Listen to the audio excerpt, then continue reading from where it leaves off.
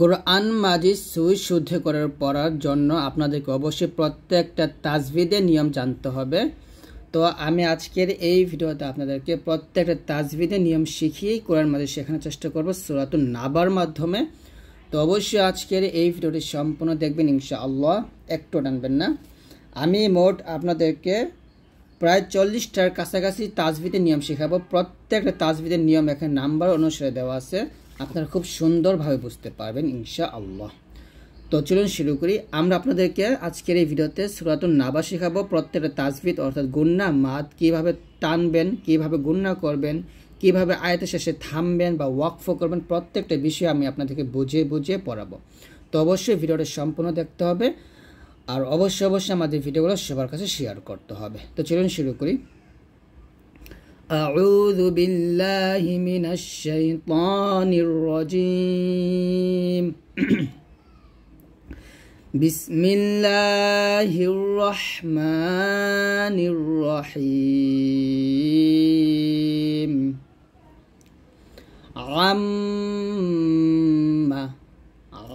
আম্মা এখানে অবশ্যই গুণ্য হবে, এটা হচ্ছে ওয়াজিব গুণ্না।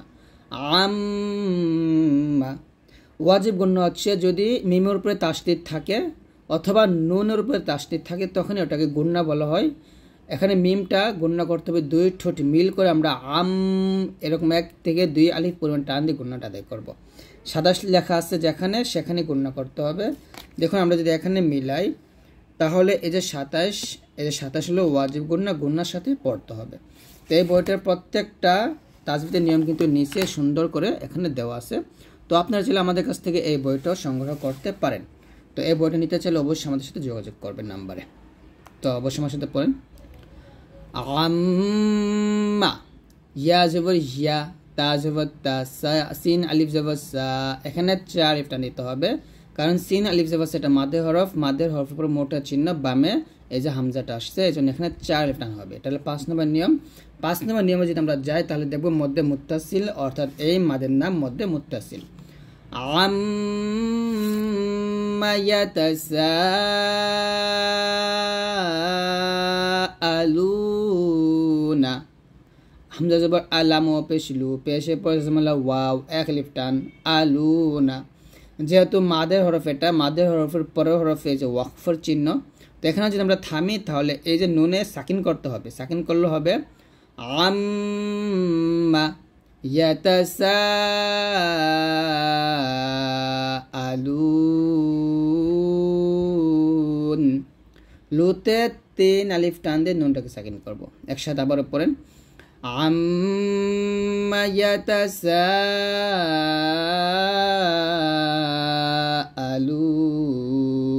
ইয়াতাসাআলুন। নিচে 14 নম্বর দেওয়া আছে, আমরা যদি 14 নম্বরে যাই তাহলে দেখব মধ্যে আরজি, অর্থাৎ 3 আলিফ টান হবে।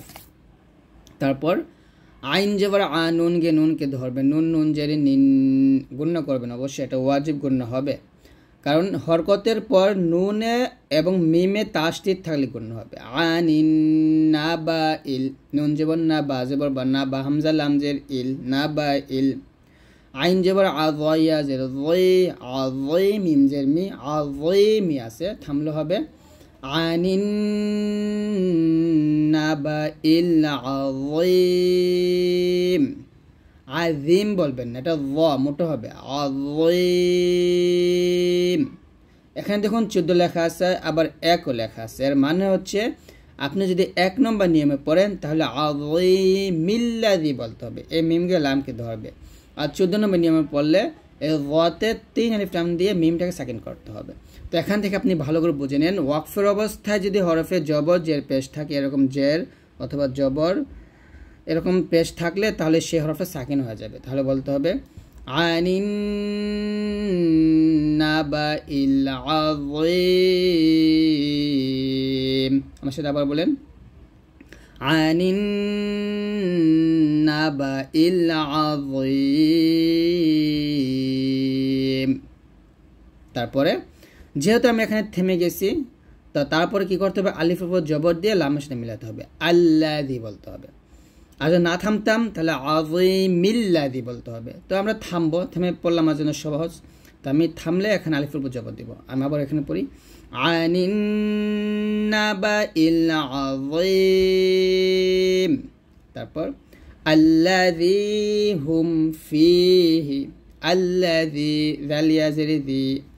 দেখুন জেরের পর জজমালা ইয়া আসলে, পেশের পর জজমালা ওয়াও আসলে, অথবা জবরের পর এরকম জবরের পর খালি আলিফ আসলে, এগুলো মাদে হরফ, যে প্রত্যেকটা জায়গায় কিন্তু এক লেখা থাকে। দেখুন এই যেখানে এক লেখা আছে, তো এক যেখানে সেটার মধ্যে তবাই এক লিফ টেনে পড়তে হবে।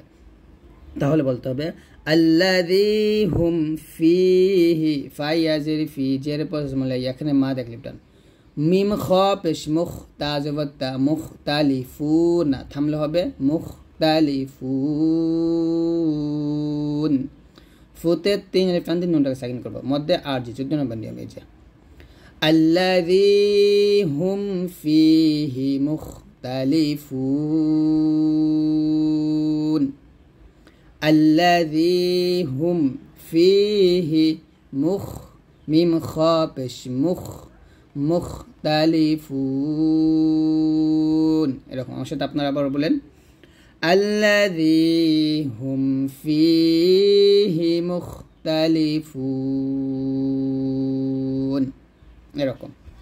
তারপরে কাল্লা, লাম আলিফ জবর লা, এক লিফ টান। আর কাল্লা এটা হলো কি, আমরা যে 29 নম্বর নিয়মে যাই, দেখুন এখানে আছে এই যে আল্লাহ শব্দ লাম ও অন্যান্য শব্দ লাম অক্ষর চিকন সুরে পড়া, অর্থাৎ এখানে এই লাটা আমরা পাতলা করে পড়ব, কাল্লা। আর এখানে এক আলিফ টান হবে, সিন জবর সা, ইয়া আইন জবর ইয়া, আইনটা চাপ দিয়ে কাল্লা সায়ালামুনা, থামলে হবে কাল্লা সায়ালামুন, সায়ালামুন। মিম পেশ মুন, উন যে বন্যা মুন আছে। যদি এরকম ভাবে প্রত্যেকটা আয়াতের শেষে মদের হরফের পরের হরফ আমরা ওয়াকফ করি, মানে পেশে পর ওয়াও, এটা মাদের হরফ, তো এই মাদের হরফের পরের হরফে ওয়াকফ করার কারণে সে মাদের 3 আলিফ টান দিয়ে পরের হরফে জবর জের পেশ অথবা দুই পেশও থাকতে পারে, তাহলে সেই হরফটা আমরা সাকিন করে ফেলবো। তাহলে হবে কাল্লা সায়ালামুন, কাল্লা সায়ালামুন, এরকম। সামিম পেশ সুম, মিম জবর মা, সুম্মা, এটা কি গুণ না ওয়াজিব গুণ, প্রথমে বলছি সুম্মা কাল্লা, একইভাবে একই নিয়ম সায়ালামুন, সুম্মা। এখানে সার উচ্চারণ করার সময় একটু খেয়াল করবেন, জিহ্বার আগাটা উপরের দাঁতে আগে লাগাবেন।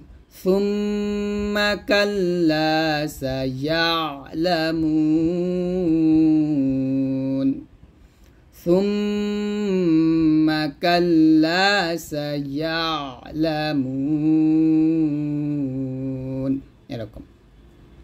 তারপরে হামজা জবর আলাম, মিম জবর লাম, আলাম, নুন জিম জবর নাজ। এখানে দুটা নিয়ম, লাম মিম জবর লাম এটা হলো মিম সেকেন্ডের ইকফা, আর নুন জিম জবর নাজ এটা হলো কলকলা হরফ। তো আমরা জানি কলকলা হচ্ছে 5টা কফ, ত, বা, জিম, দাল, এই 5টা হরফে সাকিন তাহলে কলকলা করতে হবে।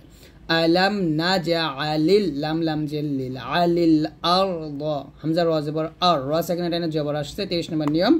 তো র সেকেন্ডটা আমরা কি করব, এখানে মোটা করবো, আমরা 30 নম্বর নিয়মে যাই, র সেকেন্ডটা মোটা করে পড়তে হবে। তাহলে এখানে বলতে হবে আলাম নাজআলিল আরদা মিহাদান। এখানে দুটো নিয়ম আছে, মিহা হাতে এক লিফ টান হবে, আর দাল 2 জবর দান, ওয়াকফের অবস্থায় তানবিনে 2টা জবর আসছে। এক হলো 18 নম্বর নিয়ম, আর এটা হচ্ছে 2 নম্বর নিয়ম। আমরা প্রথমে 2 নম্বর নিয়মটা দেখি। 2 নম্বর নিয়মটা হচ্ছে এরকম, যে মধ্যে আওয়াজ হবে, ওয়াকফের অবস্থায় এক লিফ টান হবে, এই যে এখানে লেখা আছে দেখুন এটা। এর মানে হচ্ছে যদি আমরা এখানে থামি, এখানে থামলে আমাদের এক জবর বাদ দিয়ে আরেকটা জবর রেখে এক লিপ পরিমাণ টেনে পড়তে হবে। আলাম নাজআলিল আরদা মিহাদা, এরকম এক লিপ টান দেব, আলাম নাজআলিল আরদা মিহাদা, এরকম ভাবে এক লিপ টান দেব। আর যদি 18 নম্বর নিয়মে পড়ি, তাহলে 18 নম্বর নিয়মটা দেখুন এখানে আছে ইদমে বাগুন্না, অর্থাৎ এখানে এই দাল গিয়ে ওয়াওকে ধরবে, এক জবর দিয়ে ওয়াওকে ধরতে হবে এবং গুণনা করতে হবে, এরকম আলাম নাজআলিল আরদা মিহাদা ওয়াল জিবালা আওতাদা মিহাদাউ বলতে হবে, এই দালকে ওয়াওকে ধরবে এবং গুণ্য হবে। তো আমরা এখানে মিলে না পড়ে এখানে থেমে পড়ব, থেমে পড়লে আমাদের জন্য সহজ। তাহলে এখানে এরকম পড়ব, আলাম নাজআলিল আরদা মিহাদা, আলাম নাজে নুন জিম জবর নাজে কলকলা, আলাম নাজা আইন জবর আইনটা একটু চাপ দিয়ে, আলাম নাজআলিল আরদা মিহাদা ওয়াল জিবালা আওতাদা, একইভাবে দা একই টান দিব, ওয়াল জিবালা আওতাদা, তা আলিফ জবর তা এক লিফ টান, দাল আলিফ দুই জবর দান আসছে, কিন্তু ওয়াকফের অবস্থায় যদি দুইটা জবর থাকে একটা জবর বাদ দিয়ে আরেকটা জবর স্থানে রেখে এক লিফ পরিমাণ টেনে পড়তে হবে, এটাকে মধ্যে আওয়াজ বলা হবে।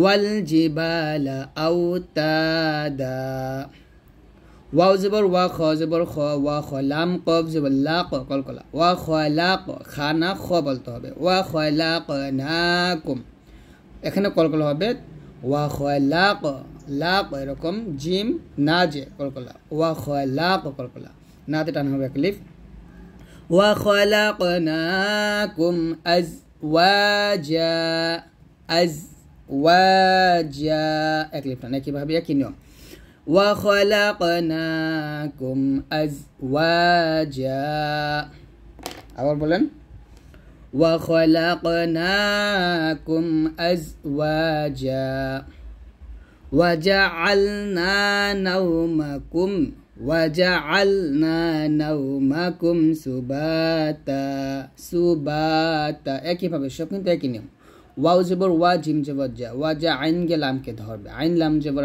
আল, ওয়া জাআলনা নাওমাকুম, ওয়া জাআলনা নাওমাকুম সুবাতা, ওয়া জাআলনাল লাইলা লিবাসা, ওয়া জাআল এ নুন গে লামকে ধরবে, নুন লাম জবর নাল, ওয়া জাআলনাল লাইলা লিবাসা, এরকম ভাবে সাত আমরা এক লিফ টান দিব, ওয়া জাআলনাল লাইলা লিবাসা।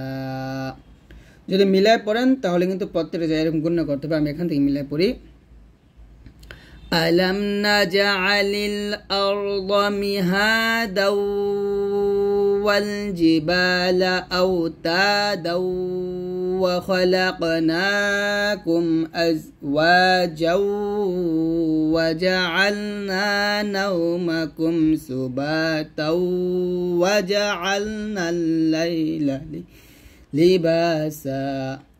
অর্থাৎ প্রত্যেক জায়গায় মিলায় পড়লে আপনি এরকম গুণ করে মিলাবেন। আর যদি ওয়াকফ ধরে পড়েন তাহলে আরো সহজ, আলাম নাজআলিল আরদা মিহাদা একই টান, ওয়াল জিবালা আওতাদা ওয়া খলাকনাকুম আজওয়াজা ওয়া জাআলনা নাওমাকুম সুবাতা ওয়া জাআলনাল লাইলা লিবাসা। এরকম ভাবে পড়তে পারি ইনশাআল্লাহ। তো আজকে এই পর্যন্ত, আমরা আগামী ক্লাসে আয়াত 11 থেকে শিখবো। তো অবশ্যই আজকের এই ভিডিওটা সবার কাছে শেয়ার করবেন আর অবশ্যই আমাদের চ্যানেল সাবস্ক্রাইব করবেন।